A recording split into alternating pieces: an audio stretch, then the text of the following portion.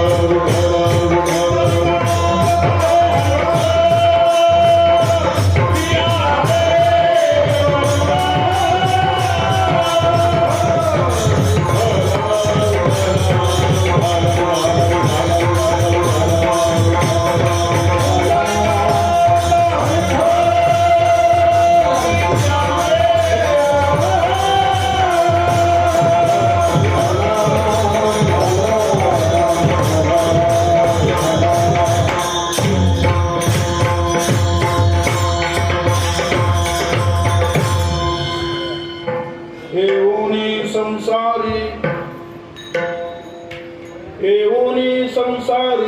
तो एक जाणी हरी नेने अनिक काही धंदा नित्य ध्यात से गोविंदा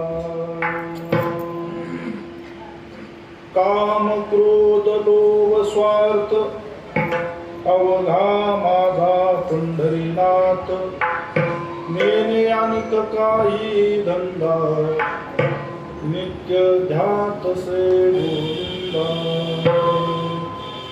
तुका म्हणे एक धनी विठ्ठल मी सेवक नेने अनिक काही धंदा नित्य ध्यात से गोविंदा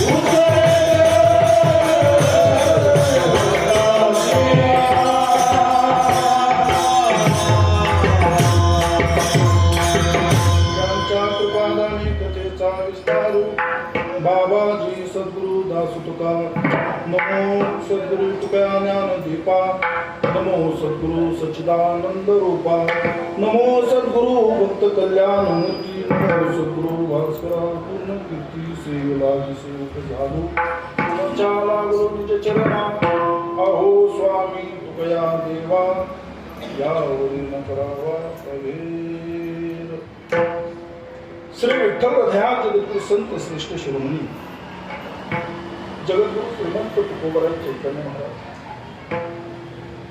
आणि या आपल्या दिव्य अभंग संहितेतून भगवान परमात्म्याच्या चरणी असणारा एकविध भाव प्रगट करतात. विठ्ठल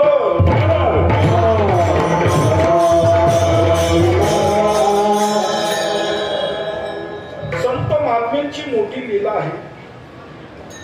संतांचं येणं ही मुळात हे परोपकारी असतं आणि या इहलोकीतून जाणं ही परोपकारी असतं.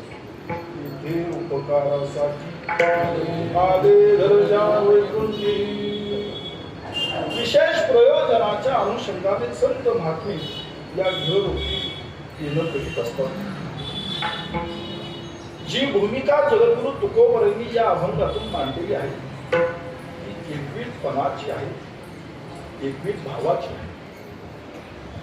मोठं आश्चर्य वाटतं, नवल वाटतं ज्या भगवान परमात्म्याची अतोनात अशा स्वरूपाची सेवा उपासना आराधना जगद्गुरु तुकोबरायांनी केली. त्या भगवान परमात्म्याच्या चरणी माझा एकवीत भाव आहे हे तुकोबरायांना सांगावं लागलं. हा प्रश्न आहे.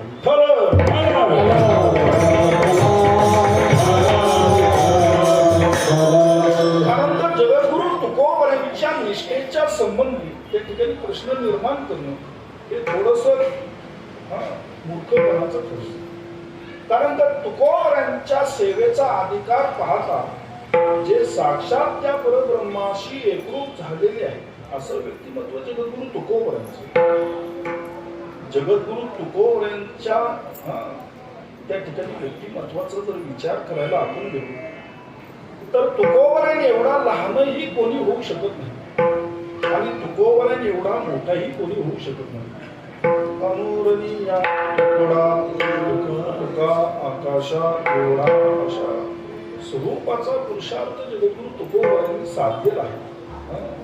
धन्य मनवी यलोकी लोका भाग्यानुता लेखिया. मग काय जगद्गुरु तुकोबरायांच्या त्या ठिकाणी सेवेची चाचणी आपण करावी.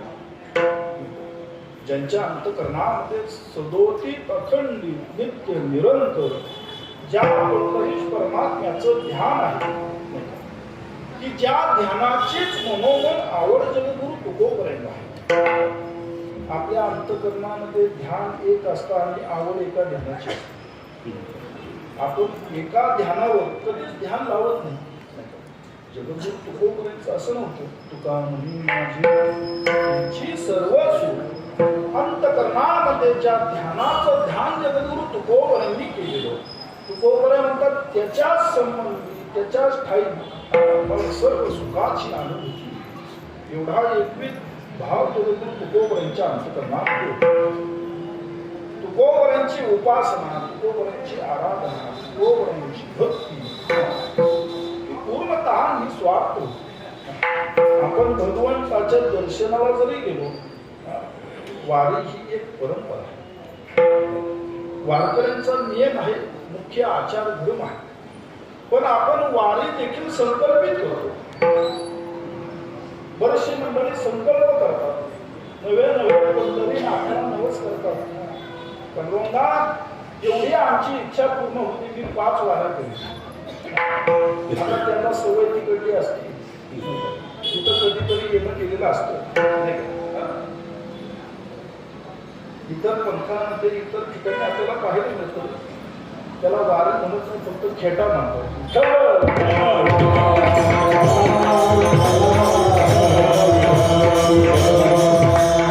आपली वारी देखील संकल्पित आहे. भगवंताला साकडं घालून आणि भगवान परमात्म्याला साकडं घालून त्या ठिकाणी ती वारी पूर्ण करणे. वारी तरी आपली निस्वार्थ आहे का? काही मंडळी ठरवून वारी करतात, ठरवून वारी करतात. मग आपली वारी जर निस्वार्थ नसेल तर आपली आराधना कोण अधिकाराची? विचार करण्याजोगा विषय आहे. मग भगवंताची वारी असेल, भगवंताचं दर्शन असेल, हे देखील आपण हेतू पुरस्कृत जर करत असेल, संकल्पित करत असेल तर आपली निष्काम सेवा त्या ठिकाणी संपन्न होते. जगद्गुरु तुकोबरायांची सेवा, तुकोबरायांची आराधना ही पूर्णतः निस्वार्थ होती. जगद्गुरु तुकोबरायांच्या सेवेचा ऋणभार त्या भगवंतावर होईल. देवा करुणी करुणी ठेवू सेवा. सेवा अशा अधिकाराची पाहिजे की त्या सेवेचा ऋणभार त्या भगवंतावर व्हावा. तुकोबरायांची सेवा त्या अधिकाराची होती. तुकोबरायांनी जी जी सेवा पंढरीनाथाची केली ती सेवेचा ऋणभार भगवंतावर होईल. भगवंताला त्या ऋणाचा भार वाटेल. तुकोबराय जेव्हा रावळामध्ये प्रवेश करी पंढरीनाथाच्या दर्शनाकरिता तेव्हा पांडुरंगाची मान खालीच होती. कारण तो अधिकार सेवेचा होता. करुणी ठेव सेवा हा अधिकार जगद्गुरु तुकोबरायांच्या सेवेचा होता. जगद्गुरु तुकोबरायांच्या फक्त पंढरीश परमात्म्याच्या सेवेचा जर दाखला द्यायचा झाला तर त्या ठिकाणी अवघी तुकोबरायांची मूळ परंपरा नाही. तुकोबराय म्हणतात ही सेवा आज प्राप्त झाली असं नाही.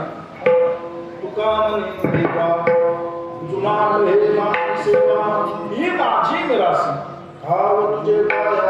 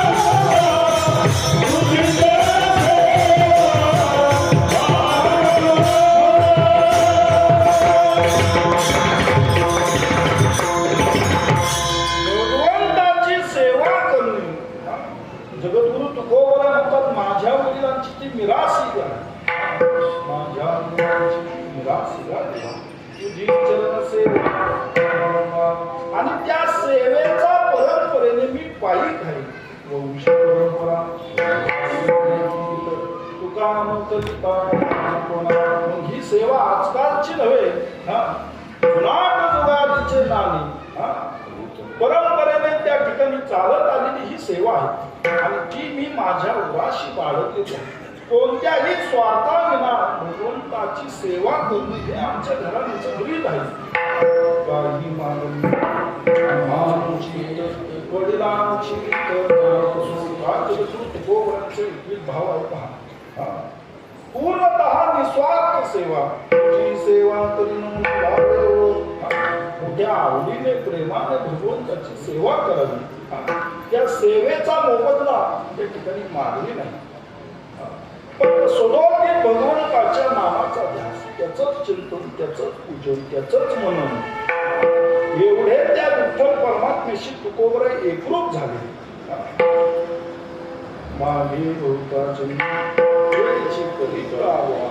तुकोबरा म्हणतात मागे जन्मोजन्मी आम्ही हेच केलं आणि आजही तेच करीत आलो आहोत आमच्या घराण्याची परंपरा देखील तेच आहे आणि पुढे जरी काही करायचं झालं तरी आम्ही तेच करू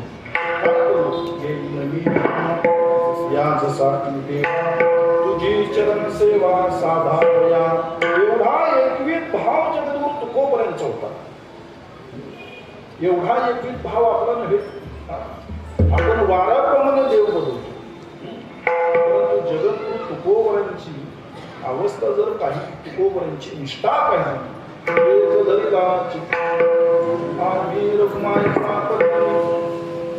काय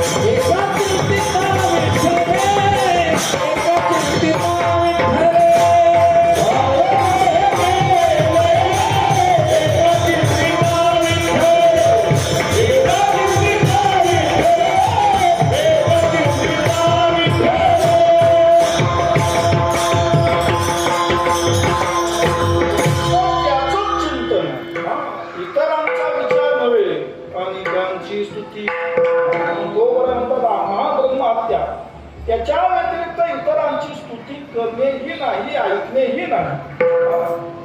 आपल्याला आजकाल स्तुती करणं खूप आवडतं.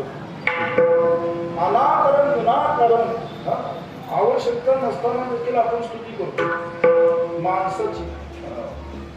परंतु तुकोबराच्या विठ्ठला वाचून इतरांची स्तुती कधी गोड वाटली. जे काही असन ते त्याच्याच चरणी. एवढा एकविध भाव जगद्गुरु तुकोबरांचा होता. ज्या परमात्म्याची उपासना करावी त्या परमात्म्याला सर्वस्व आपलं मानावं. आपण आपल्याकरिता त्याचा उपयोग करतो. आपण उपासना करतो, परंतु उपासना करीत असताना आपल्या इच्छा, अपेक्षा, गरजा, महत्वाकांक्षा पूर्ण करण्याकरिता पदोपदी भगवान परमात्म्याला संकटात टाकतो. जगद्गुरु तुकोबरांचं असं नव्हतं. ज्या विठ्ठल परमात्म्याची आराधना जगद्गुरु तुकोबराय करील त्या विठ्ठलाला सर्वस्व मानलं. आगम निगमाचे स्थान विठ्ठल सिद्धीचे साधन अवघं जीवन त्या विठ्ठल परमात्म्याला मानलं. विठ्ठल पुरीचे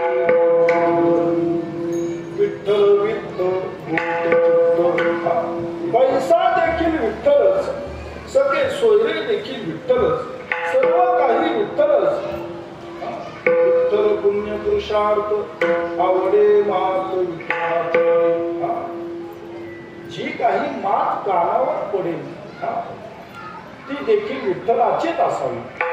जगद्गुरु तुकोबरांच्या पंचमवेद अभंग संहितेमध्ये प्रकरण आहे. त्या प्रकरणाचं नाव आहे पत्रिकेचे अभंग. जगद्गुरु तुकोबरांना एक वेळेस पंढरीला जाता आलं. तुकोबरांच्या जीवाला मोठी हुरहुर वाटली. अंतःकरणामध्ये मोठी तळमळ त्या ठिकाणी निर्माण होऊ लागली की आता मला पंढरीला जाता येणार नाही, काय करावं. अंतःकरणामध्ये बहु तळमळ निर्माण होऊ लागली. त्या पंढरीनाथाचं दर्शन नाही, त्याच्या क्षेत्राची त्या ठिकाणी प्रदक्षिणा नाही, त्याची सेवा त्या ठिकाणी आपल्याला घडणार नाही. मोठा अंतःकरण तुकोबरांचं व्याकुळ झालं आणि तुकोबरांनी वारकऱ्यांच्या हाती भगवान परमात्म्याला पत्र लिहिलं. 66 अभंगाचं ते पत्र, त्याला पत्रिकेचे अभंग त्या ठिकाणी संबोधले जातात. तुकोबरांची मात आवडेल ती विठ्ठलाची वाटते. त्यामध्ये पहिलाच अभंग आहे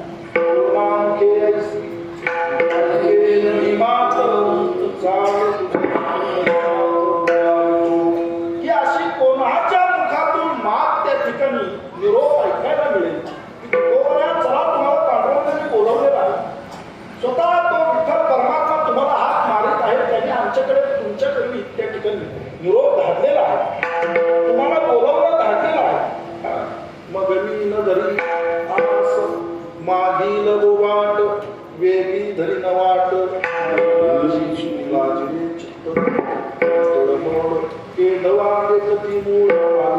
तुका म्हणे काही भाग्याची उचली. केव्हा माझं त्या ठिकाणी भाग्य उदायला येईल आणि त्या पंढरी रायाचं दर्शन घेईल. एवढा एकविध भाव जगद्गुरु तुकोबरांच्या अंतःकरणामध्ये होता. सर्व काही विठ्ठलच. आपण विठ्ठलाची वारी करतो, विठ्ठलाच्या नावाने माळ देखील त्या ठिकाणी धारण करतो, परंतु आपली कुलदैवत नेवाई आहे. या पौर्णिमेला इकडे तर त्या आमुषेला तिकडं. परंतु तुकोबरांचं असं नव्हतं. विठ्ठल पुरीचे तुका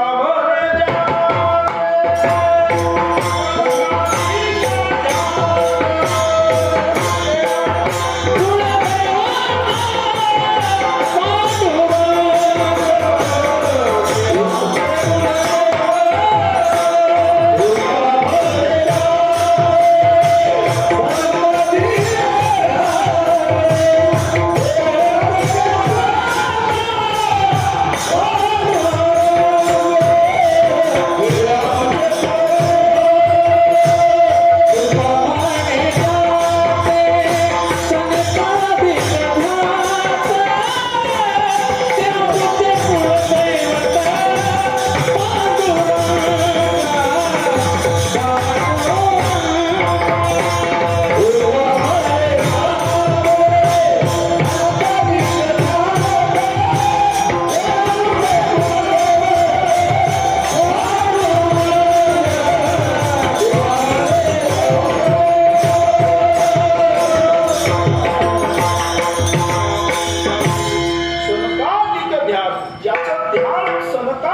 करतात. ते आमचे कुलदैवत पांडुरंग. तोच आमचा कुलदैवत आहे. तोच आमच्या कुळाचं दैवत आहे, आमचं आराध्य आहे. आणि आम्ही ही सेवा ही त्याचीच करतो. एवढा एकवीस भाव जगद्गुरु तुकोबरांचा होता. पांडुरंग ध्यान पांडुरंग जागती सोपी पांडुरंग अंतकरणामध्ये देखील तोच साधविला हरी जीव हृदय बाहेर हरिने गोविंदे. एवढा एकवीस भाव जगद्गुरु तुकोबरांचा होता, तरी तुकोबरांना का प्रगट करावा लागला? की आपल्या चरित्रात्मक लीलेतून या विश्वाने आदर्श घ्यावा, या विश्वाचं हित त्या ठिकाणी साधलं जावं, याकरिता जगद्गुरु तुकोबरांची ही लीला आहे. तुकोबर आपल्या अवताराचं प्रयोजन त्या ठिकाणी पटवून देतात की राजा हो, तुमच्याप्रमाणे आम्ही देखील त्या ठिकाणी अवताराला आलो, या मृत्यूलोकी जन्माला आलो. परंतु आल्यानंतर या नाना विषयांमध्ये विकारांमध्ये आम्ही गुंतून नव्हे बरं का. येऊनी संसारी तो एक जाणी त्या हरीला जाणण्याकरिता सुटोटीत आम्ही प्रयत्नवादी आहे. एक क्षणही त्या ठिकाणी आम्ही वाया घालवला नाही. हरीला जाणावं, त्या हरीचं भजन करावं, त्या हरीचं चिंतन करावं. जोपर्यंत अंतकरणामध्ये हरीविषयी आवड निर्माण होत नाही, तोपर्यंत हरीला जाण्याची उत्सुकता त्या ठिकाणी अंतकरणामध्ये निर्माण होत नाही. भगवान परमात्म्याची आराधना करीत असताना, त्याची पूजा करीत असताना अंतकरणामध्ये त्याच्याविषयी प्रेम हवं. आणि तो भगवान परमात्मा त्याची अभिलाषा बाळगू नाही. भगवंताला काहीही लागत नाही. काही नवरी भावाची कारण देव भावाचा भुकेला, तो प्रेमाचा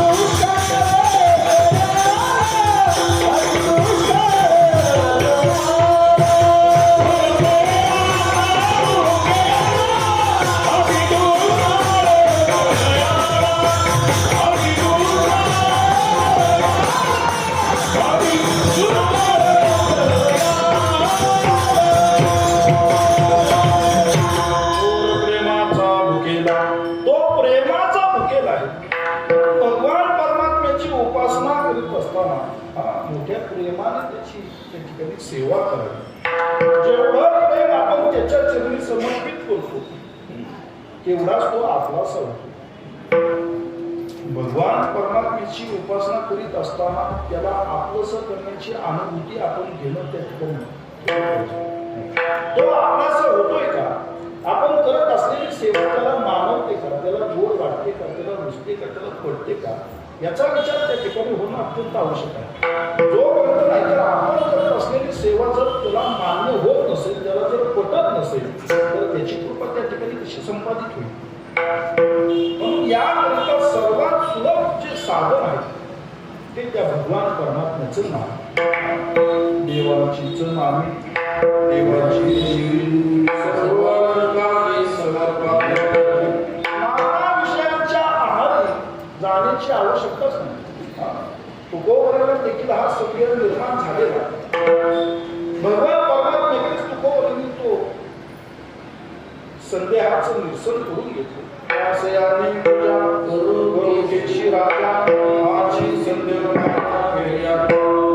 नाम तरुण स्वरूप तुझे येथे माझे काय भगवंता आणि तुझी सेवा तुझी उपासना तुझी पूजा मी करू तरी कशाने साधं तुला पाणी जरी घालायचं झालं जलाभिषेक जरी करायचा झाला तरी ते पाणी देखील तूच निर्माण केलेलं आहे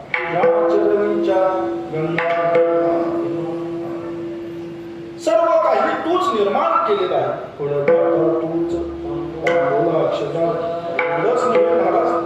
दक्षिणा जरी भगवंताला अर्पण करायची झाली तरी ती देखील त्यानेच निर्माण केलेली आहे वायू दक्षिणा तरी धातू नारायण मग असं काय अर्पण करावं की जेणेकरून खऱ्या अर्थाने तुझी कृपा त्या ठिकाणी मला संपादित होईल आणि माझ्या मनाला समाधान वाटेल की मी माझं असं काहीतरी तुझ्या चरणी समर्पित केलेलं आहे तुका म्हणे मज अवघे तुझे नाम धूपदी भगवंताच्याच नामाने भगवंताची आराधना करणे त्याचं चिंतन करणे मग त्याला जाणण्याकरिता त्याला समजून घेण्याकरिता त्याला ओळखण्याकरिता अखंड त्याचं चिंतन होणं आवश्यक आहे याकरिता तुकोबरांनी आपला व्यक्ती भाव प्रगट केला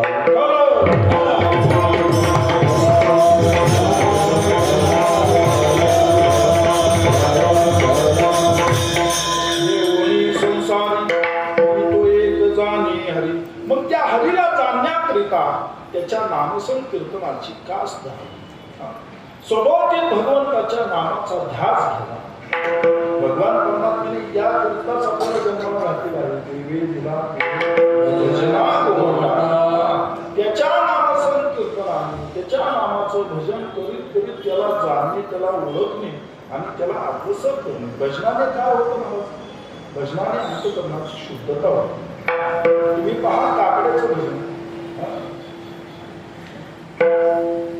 जागराचं भजन पहा वाटचालीचं भजन पहा प्रत्येक भजनाच्या चाली निराळ्या प्रत्येक भजनाचं त्या ठिकाणी भाव वेगळे ज्याला आयुष्यातील दुःख दारिद्र्य नाहीसं करायचं असेल त्याने रोज काकड्याला ताल घेऊन उभा माणूस अंतर्मुखच होतो आणि अंतर्मुख अशा स्वरूपाने होतो त्याच्या अंतःकरणाला जो आनंद निर्माण होतो तो आनंद इतर कोणीही हिरवून घेऊ शकत नाही सर्वात्मक म्हणजे काकड्याच्या भजनाचं एक आगळं वेगळं वैशिष्ट्य आहे वाटचालीचं भजन पहा अगदी मोकळ्या वातावरणामध्ये तो चालणारा दिल्ली तो चालणारा असावा जेणे हा जीव वाटचालीच्या भजनाचा आनंद निराळा आहे हरिपाठाच्या भजनाचा आनंद निराळा आहे जागराच्या भजनाचा आनंद निराळा आहे आता जागर सुद्धा असे चाललेले आहेत की रामकृष्ण हरी म्हटलं की येतो चहा येतो 2-3 अभंगाला त्या ठिकाणी लगेच नाश्ता येतो नाही का आणि 12ला तर जागर आपलं सोडतो असं नाही बरं त्यातल्या त्यात तो जागर देखील बसूनच असतो एकदा उभारून कंबर बांधून जागराला प्रारंभ केला की काकड्याची आरती करूनच जागराची सांगता करावी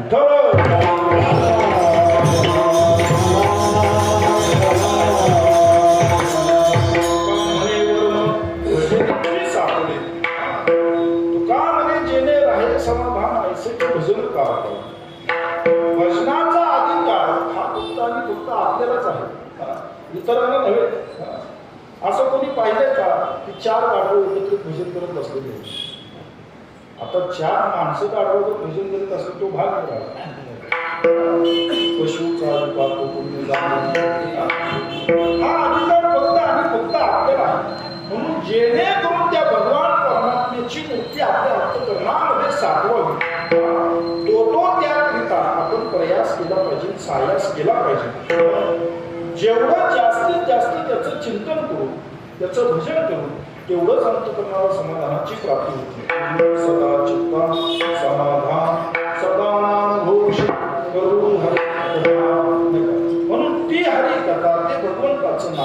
त्याची प्राप्ती होण्याकरिता सहवास देखील तसाच असावा. तो असं सहज जाणला जात नाही, त्याच्याकरिता त्यागही असावा लागतो. नाही तर संत जर विचित्र असेल, दुर्जन असेल तर प्राप्त होणारा भगवंताचा प्रसाद देखील त्या ठिकाणी दुरावला जातो.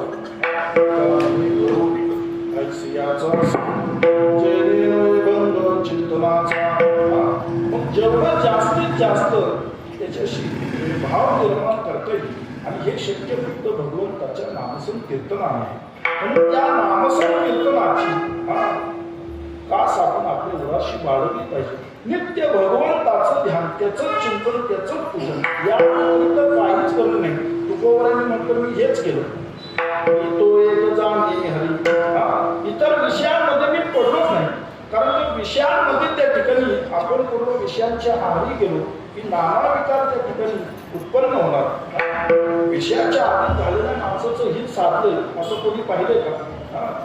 विषय आता याची कोण करेल किंवा विषयाचे चरवणी झाली आयुष्याची गाळणी. जो जो विषयांच्या आधी गेला त्या ठिकाणी त्याचा नाश झालेला आहे. परंतु भगवान परमात्म्याच्या नामाची कास ज्यांनी धरली आणि त्याचा नाश झालाय, नाम घेता सांगा मिळतो तुम्हासी. म्हणून जगद्गुरु तुकोबराय आवाहन करत राहून ह्या विश्वाच्या कल्याणाकरिता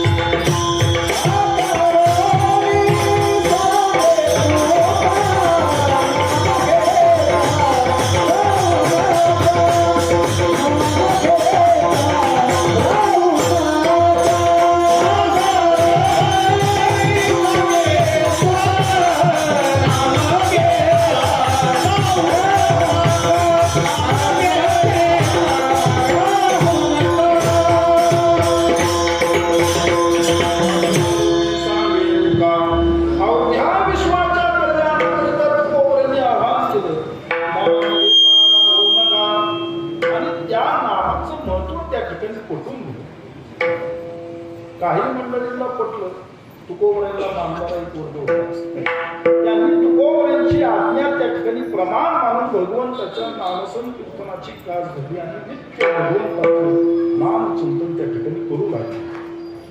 काही मंडळी अशी होती की ज्यांनी ऐकूनही न ऐकल्यागत केलं. तुकोबरांनी त्यांना मोठ्या प्रेमाने समजवलं. मधुरा वाणी तुका म्हणे मोठ्या प्रेमाने गोड भाषेत, मधुर भाषेत त्यांना सांगून पाहिजे. तरी काही त्यातली न ऐकणारी होती. त्याकरिता थोडीशी परखडवाणी तुकोबरांनी वापरली. तो लेख दो बापाचा. म्हणजे एवढं सांगूनही जर तुम्हाला पटत नसेल, तुमच्या अंतकरणामध्ये रुजत नसेल, तर तुम्ही एका बाबाचे नसलतच. तरी मी तुकोबरांचं प्रमाण देतो, नागरांचं देत नाही.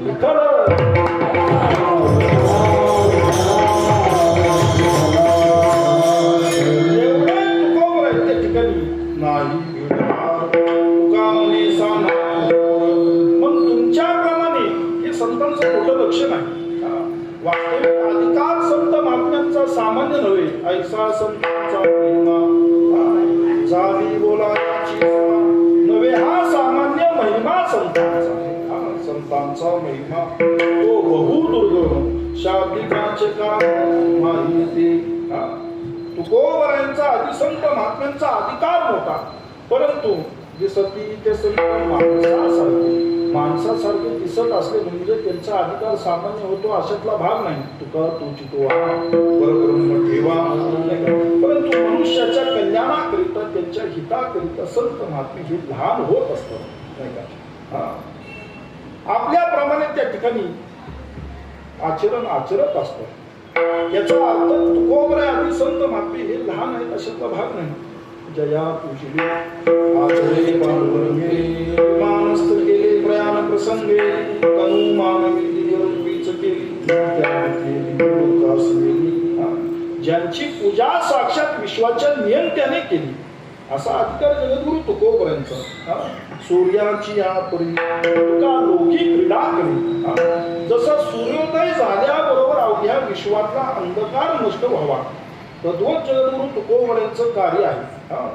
प्रत्येकाच्या अंतःकरणातील मलिनता त्या ठिकाणी दूर करण्याचं कार्य तुकोबरायांनी केलं.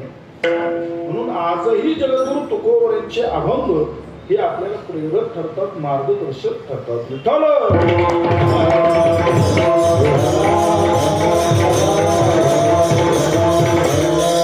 या नामाची कास प्रत्येकाने धरावी याकरिता तुकोबरायांनी त्या ठिकाणी सामान्य मनुष्याप्रमाणे आचार आचरला. हे आम्ही देखील तुमच्याप्रमाणेच आहोत. फक्त फरक एवढाच की तुम्ही त्या नामाशी एकरूप झाले नाही, त्या हरीला जाणण्याकरिता प्रयत्न केला नाही. नाना विषयांचे तुम्ही आहारी गेलात. आम्ही त्या विषयांच्या आहारी न जाता विषय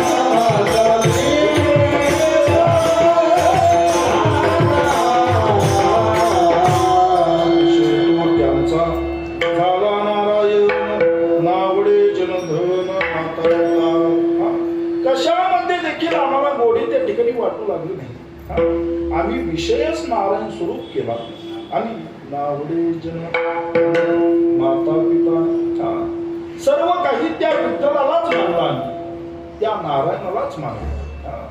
मी प्रमाण देऊन गेलो. विठ्ठल वित्त भूत चित्त सर्व काही तो विठ्ठल परमात्मा. पण त्या विषयांच्या आहारी आम्ही गेलो नाही. फक्त हरीला जाणण्याकरिता, हरीला समजून घेण्याकरिता, हरीला नामस्मरण करण्याकरिता सदोदित त्याच्या नामस्मरण कीर्तनाने आम्ही त्याच्याशी एकरूप झालो. माणसाच्या जीवनामध्ये भक्ती करीत असताना हे उद्दिष्ट असावं, हे ध्येय असावं. आपण सेवा करतो नाही अशातला भाग नाही, परंतु आपली सेवा ही कुठेतरी काही अंश का होईना लौकिकपणाची ठरते. आणि जिथं लौकिक सेवा घडते, बरीचशी मंडळी आपण करीत असलेल्या सेवेचा डांगोरा पेटतात. तुकोबरायांनी पेटला, पेटो डांगोरा नाही. परंतु तुकोबरायांच्या भक्तीमध्ये, तुकोबरायांच्या सेवेमध्ये लौकिक भाव नव्हता. लौकिका कृती नव्हे माझी सेवा अनन्य केशवा दास तुझा. आपण फक्त आश्विन पौर्णिमेपासून ते कार्तिक पौर्णिमेपर्यंत कपाळभर गंध लावतो. काही तर फक्त 9:30ला येतात. फक्त दिवसभर सर्वांना वाटावं की आपण काकड्याला होतो म्हणून त्यावर शिक्कामोर्तब केलं जातं. काही मंडळी तर अशी आहे की अगोदर चौकशी करतात की आज तुमच्याकडे काकड्याला काय आहे? महाराज आमच्याकडे काकड्याला भोजन असतं. परंतु नंतर मला त्यातील गर्भित अर्थ समजला. आता काकडं सुद्धा आपल्या भागातला काही सामान्य होत नाही. पावभाजी काय, वडा सांबर काय, मिसळ काय, नाही का आवडी तयाची.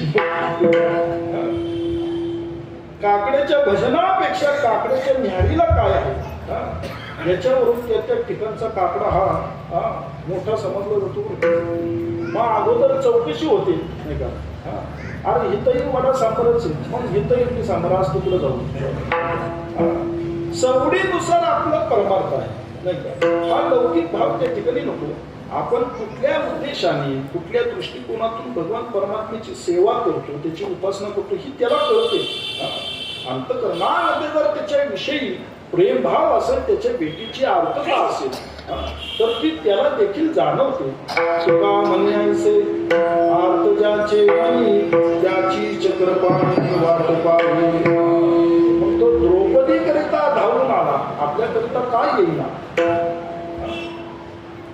गजेंद्राकरिता धावून आला, आपल्याकरिता का धावून येईना. भक्त प्रल्हादाने वेळोवेळी त्या ठिकाणी नारायणाला हाक मारली. नारायणाला हाक मारल्याबरोबर तो भगवान परमात्मा हा केसरी श्री दुनिया स्तोत्री तुकोबरे म्हणतात अहो ऐसी कृपावंत कोण माझे मिठाई वाचून. फक्त अंतकरणामध्ये भक्ती करीत असताना, उपासना करीत असताना त्याच्याविषयी तो प्रेम भाव हवा आणि तो शुद्ध सात्विक असावा. लौकिक दृष्ट्या नको. तुका म्हणे नको देवा यावी माझी सेवा भाव शुद्ध. बाकी तो उदार आहे, दीन वत्सल आहे, कृपाळू आहे, मायाळू आहे, कनवाळू आहे, बहु आहे करुणावंत.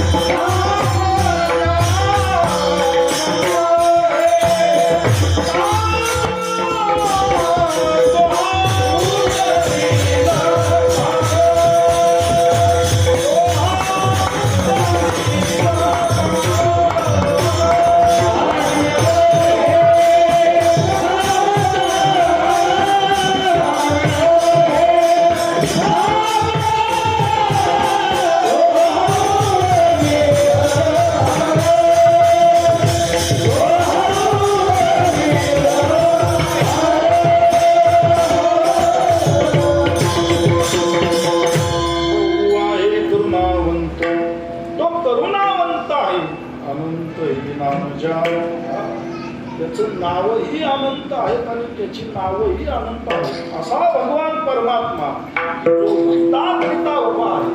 तुकोबरा म्हणतात आम्ही त्यालाच जाणलं, त्यालाच आपलंसं केलं. फक्त त्याच्या नामसंकीर्तनाने, त्याच्या नामसंकीर्तनाचं सदोदित ध्यास आम्ही आमच्या उराशी बाळगला. त्याच्या व्यतिरिक्त इतर काहीही केलं नाही. नेले अंत काही धंदा नित्य ध्यान से गोविंदा. नवे भगवंताचं नित्य भजन करणे. तुकोबरे म्हणतात हा आमचा धंदा आहे. हाची धंदा गोविंदाचे पवाडे. फक्त दिवसापुरतं नव्हे. काही मंडळींचे दिवसा धंदे वेगळे असतात आणि रात्रीचे वेगळे असतात. तुकोबरे म्हणतात दिन रजनी. दिवस रात्र आमचा एवढाच धंदा आहे. गोविंदाचे पवाडे. त्याच्या व्यतिरिक्त इतर काही नाही. तुकोबरांची आवड पहा. गोविंद गोविंद मनाला दिला छंद. गोविंदा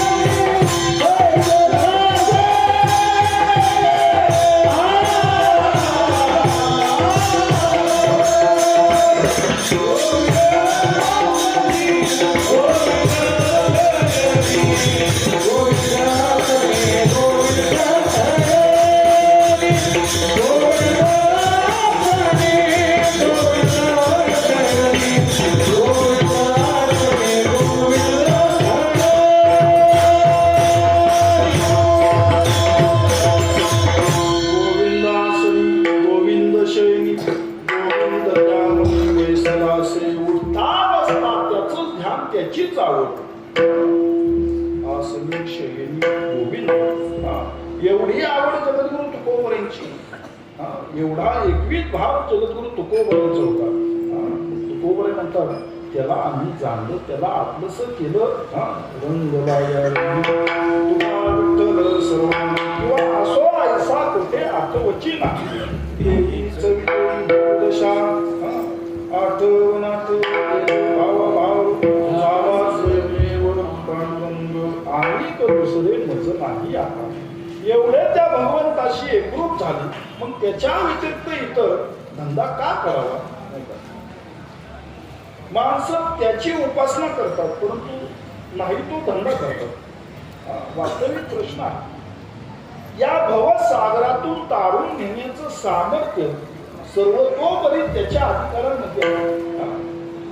तो आपल्याला तारणारा आहे, तो आपल्याला मारणार आहे. मग आपण चिंतन करावं त्याच.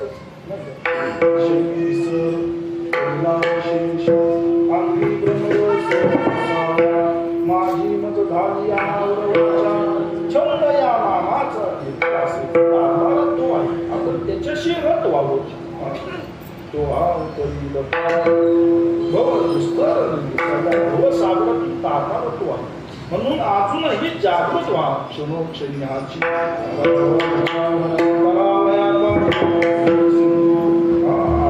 या हिता जो असे झालं थोडस जागृत होऊन हिताचा विचार होणं आवश्यक आहे.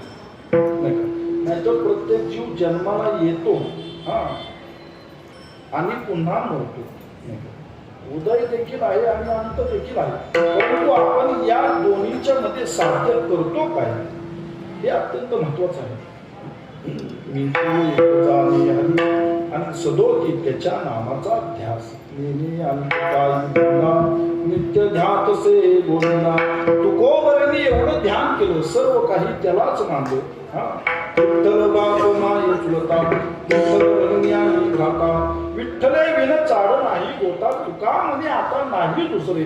माय बाप बंधुजन तुझी सोयरा सज्जन. ह्या अशा स्वरूपाची उपासना केल्याने झाला प्रकार असा की विश्वदेव सत्यत्वे ही अनुभूती जगद्गुरु तुकोबरांच्या अंतःकरणामध्ये निर्माण झाली. प्रत्येकामध्ये फक्त तुकोबरे भगवान परमात्म्यालाच पाहू लागले. आजकाल आपण एकमेकांकडे पाहतो नाही का, पण वेगवेगळ्या दृष्टिकोनातून पाहतो. जगद्गुरु तुकोबरांचा दृष्टिकोन एकच होता, विश्वदेव सत्यत्वे. प्रत्येकामध्ये भगवंताला पाहिजे. विठ्ठल जडीस्थळी प्रीता ठावना उरला, आज या दृष्टीने पाहिला विठ्ठलची विठ्ठल. सर्व काही त्यालाच मानावं. घालोनी या भार राहिलोनी, त्याला सर्व काही मानावं, त्याच्यावर भार घालून आपण निश्चित राहावं आणि त्याचं चिंतन करावं, त्याचं पूजन करावं, त्याचं भजन करावं. एवढा निर्णय घेण्याकरिता देखील मला धाडस लागतो. आज अशा कोण स्वरूपाचा आहे का की ज्यांनी सर्व काही भार त्या भगवान परमात्म्यावर घातलेला आहे आणि निश्चिंत होऊन त्याच्या भजनामध्ये रममाण झालेला आहे. या ठिकाणी भजन करण्याची जरी स्थिती निर्माण झाली तरी ती अपेक्षापूर्वक असते. अपेक्षा जरी भगवंताचं भजन तरी आपण कुठे करतो, तीही चिंता अंतःकरणामध्ये आहे. म्हणून हा निर्णय जरी घ्यायचा झाला तरी अंतःकरणामध्ये मोठे धाडस असावं. म्हणून सर्व काही भार त्याच्यावर घालावा, सर्व काही त्याला मानावं. सोयरा किंवा अरे तुझी माझा आता माय बाप पंढरी. अंतःकरणामध्ये दृढ निश्चय पाहिजे की भले आपल्या जीवनामध्ये किती जरी चढ उतार आले, सुख दुःख आले, तरी त्यातून तारणारा तो आहे. तुका म्हणे तुझ विरही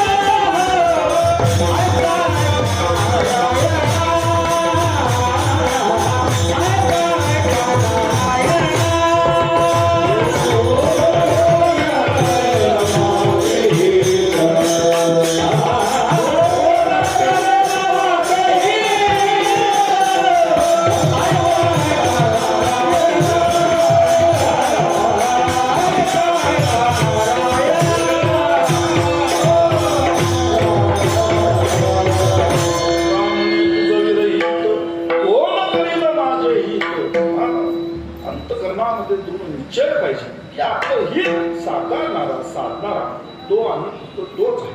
एवढा देवावर विश्वास पाहिजे हा? तेव्हा कुठे त्याची प्राप्ती आहे हा? असं नाही हा? की देव आणि भगवंतापुढे हात जोडला म्हणजे त्याची कृपा संपादित होईल. त्याकरिता मोठा एकविध भाव पाहिजे. नित्य त्या भगवान परमात्म्याचं चिंतन पाहिजे आणि तो भाव प्रत्येक मनुष्याच्या अंतःकरणामध्ये निर्माण व्हावा. का निर्माण व्हावा? हा जन्म पुन्हा नाही. याच मनुष्य देहाच्या अनुषंगाने या सर्व गोष्टी सर्व बाबी त्या ठिकाणी आपल्याला साधता येतात. आता बरीचशी मंडळी याच्या उलट विचार करतात की हा जन्म पुन्हा नाही, मग वेगळ्या मार्गाला जातात. अंतःकरणामध्ये दृढ निश्चय पाहिजे. आम्ही नवचोखळा वाटा नाचू पंढरी चोहोटा, जागृत होऊन भगवंताची आराधना केली पाहिजे. मनुष्याचे काय आहे? नाशिवंत देह जाणार सकल आयुष्य खातो काल सावधान. आणि वर्ण जाणलं पाहिजे. वृक्षाचेही पान हानी ज्याची सत्ता राहिली आता बोलल्या तू बोले आधी प्रमाण पाहून घ्या. साधं हवेची एखादी बारीकशी झुळूक जरी यावी म्हणावी तरी त्याची आज्ञा लागते. आपण अनाकरण त्या ठिकाणी अभिमान बाळगतो, अहंकार बाळगतो. ईड मात्र होय अभिमान मेरू तो समान देवा. तिळा एवढा जरी अभिमान केला, तिळा एवढा, तरी भगवान परमात्म्याला मेरू पर्वता समान त्याचा भार वाटतो. तिळा इतका देखील आपल्या अंतःकरणामध्ये अभिमानाचा निर्देश नसावा, अहंकार नसावा. अंतःकरणामध्ये असावं तर त्याच्याविषयी प्रेम असावं, त्याला जाण्याची आर्तता असावी, त्याला भेटीची आर्तता असावी. हा बोध प्रत्येकाच्या अंतःकरणामध्ये निर्माण व्हावा. प्रत्येकाच्या अंतःकरणामध्ये हा भाव निर्माण व्हावा आणि त्या भावातून त्यांनी त्याच्या प्राप्तीकरिता आपल्या जीवनामध्ये सायास करावा. याकरिता जगद्गुरु तुकोबराय आपलाच एक भाव त्या ठिकाणी प्रगट करतात की मी देखील तुमच्याप्रमाणे ती अवतरित आलो आणि त्या हरीला जाणण्याकरिता प्रयास केला. मी तो एक जाणे हरी, या व्यतिरिक्त मी काहीही केलं नाही. नेने आणि काही नित्य ध्यात से गोविंदा विठोबा.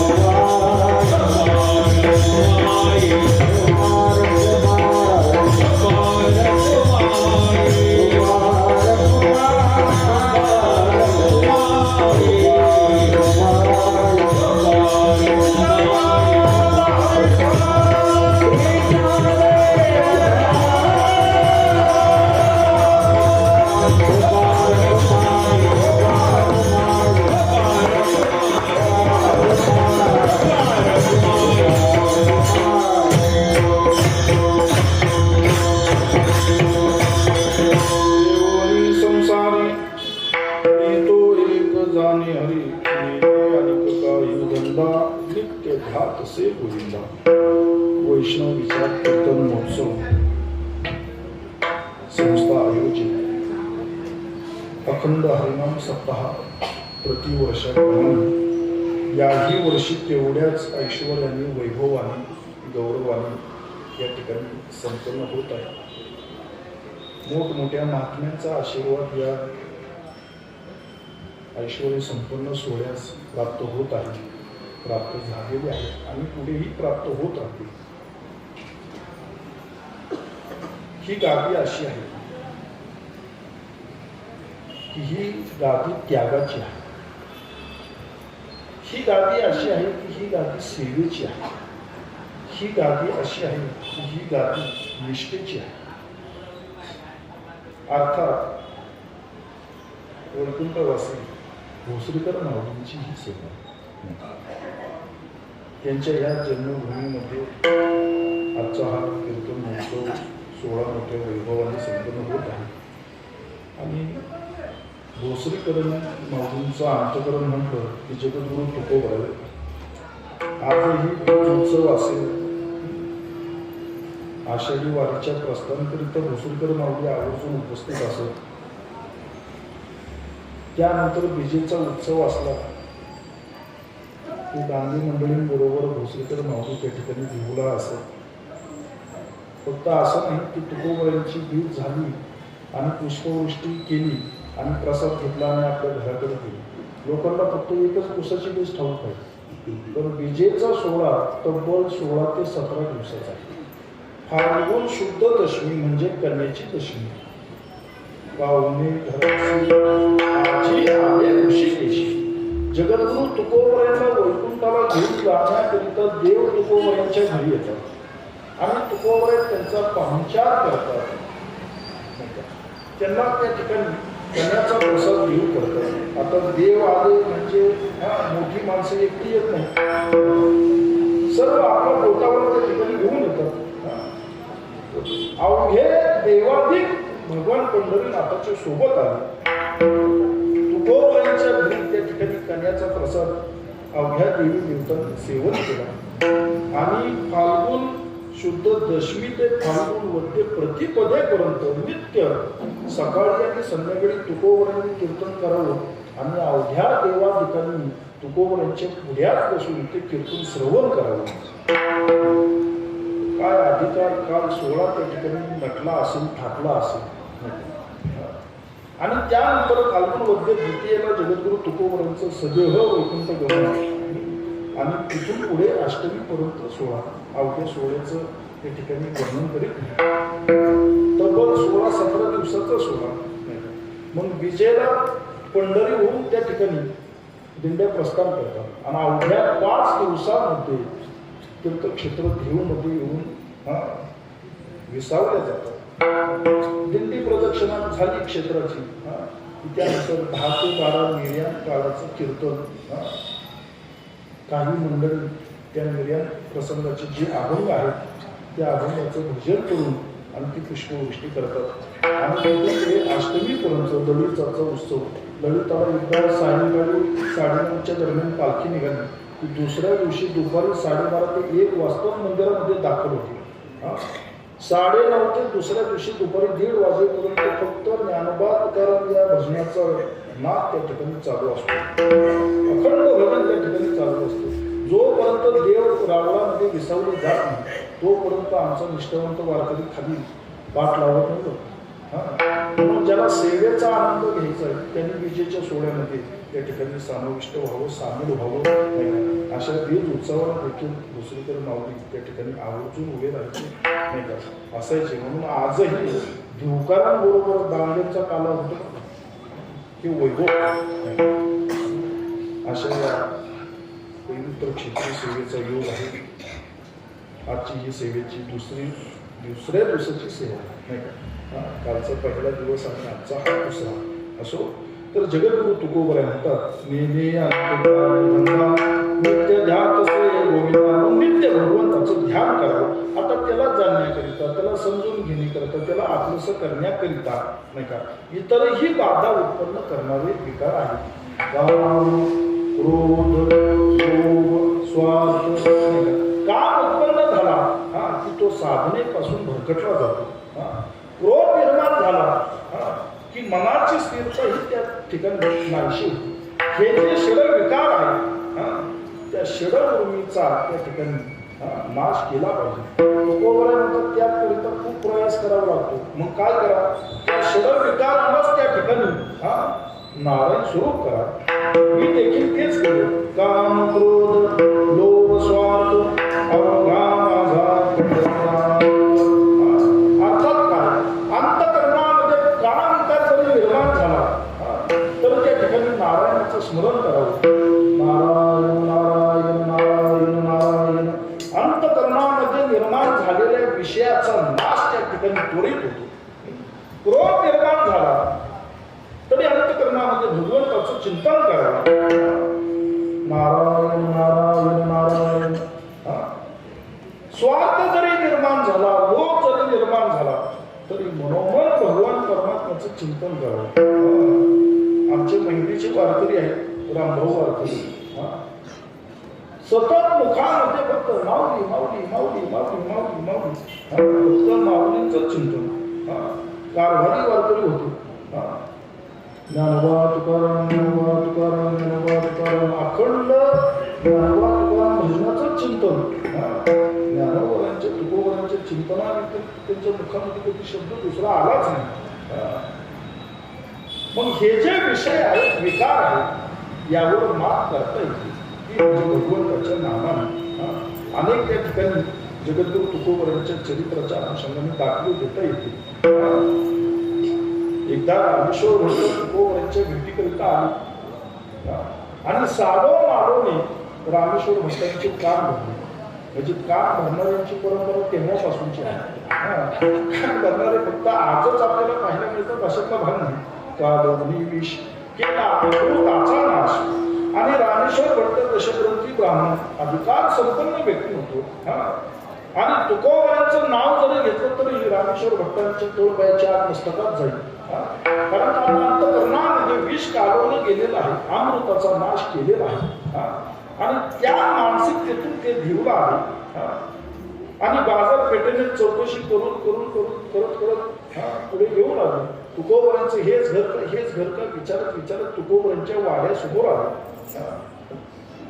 आणि काशीबाई त्या ठिकाणी अंगणामध्ये खेळत होती.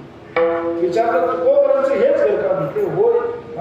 तुकोबा इथंच राहतात. ते होय म्हटले बाबा इथंच राहतात. म्हणजे कुठे गेले? म्हणजे प्रातविधीकरिता बाहेर गेलेले आहेत. रामेश्वर भट्टांच्या अंतःकरणामध्ये मोठा द्वेष तुकोबांच्या बद्दल निर्माण झालेला.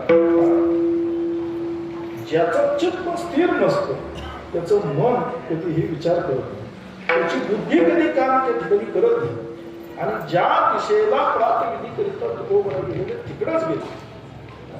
जसं जसं जवळ जाऊ लागले तसं तसं रामेश्वर भट्टांच्या कानावर भजनाचा नाद पडला. तुकोबांनी विचार केला, रामेश्वर भट्टांनी विचार केला की अशा अशुद्ध जागी भगवान परमात्म्याचं चिंतन कोण करते? ज्यांची अवस्था विधेयी आहे त्यांना जागा काळ वगैरे काहीही घेणं देणं नसतं. विषयी विसर विशेष अंगी ब्रह्मरस ही अवस्था त्या ठिकाणी त्यांची निर्माण झालेली असते.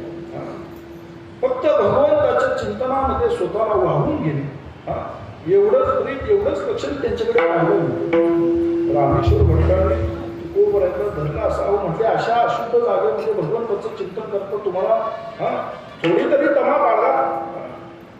तुकोबाने म्हटले काय करू? पडले वळण इंद्रिया सगळा, माझ्या अवघ्या इंद्रियांना वळण पडले. फक्त भगवंताचं चिंतन करणे. मोठ्या रागाने त्या ठिकाणी रामेश्वर भट्टांनी तुकोबांची जीभ धरली. एवढा अवमान त्या ठिकाणी घडत होता, परंतु तुकोबांचा क्रोधही हवी झाला नाही. आणि तुकोबांच्या अंतःकरणामध्ये रामेश्वर भट्टांबद्दल द्वेषही निर्माण झाला नाही, घृणाही उत्पन्न झालं नाही. उलट रामेश्वर भट्टांनी जीभ धरल्याबरोबर अवघ्या रोमातून फक्त भगवंताचं चिंतनच बाहेर पडलं. कारण ते सर्व विषय विकार त्या ठिकाणी परब्रह्म स्वरूप झाले. काम क्रोध अवघा माझा एवढं भगवंताशी त्या ठिकाणी एकरूप होणं आवश्यक आहे. पहा, यामुळे जरी आपल्या अंतःकरणामध्ये क्रोधादी कामादी विषय निर्माण झाले, भगवंताचं चिंतन करावं. त्याची प्रचिती त्याची अनुभूती आल्याशिवाय राहत नाही. कारण तोच या विश्वाचा धनी आहे. किंवा करी सृष्टीची रचना जग हे वाखाली मगनात ते अनंत ब्रह्मांडी एक एवढी ऐसी भेंडे किंवा अनंत ब्रह्मांडे असा परमात्मा तुका म्हणे एक धनी विठ्ठल मी ज्ञानेश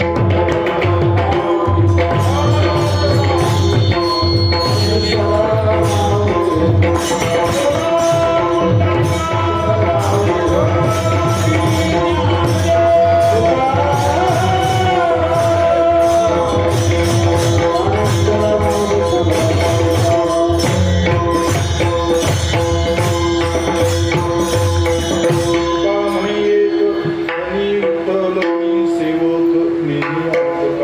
सुद्धा नित्य ध्यात असे त्याची सेवा का करावी तर खरा आपला मालक हा तोच आहे. आपण त्याचे सेवक आहोत, त्याचे पायिक आहोत, त्याची जाणीव ठेवून त्याची आराधना करावी, त्याची उपासना करावी. त्या आनंदाने सर्वांनी आपापले हात वरती करायचे आणि तुकोबांचं भजन करायचे. तुकाराम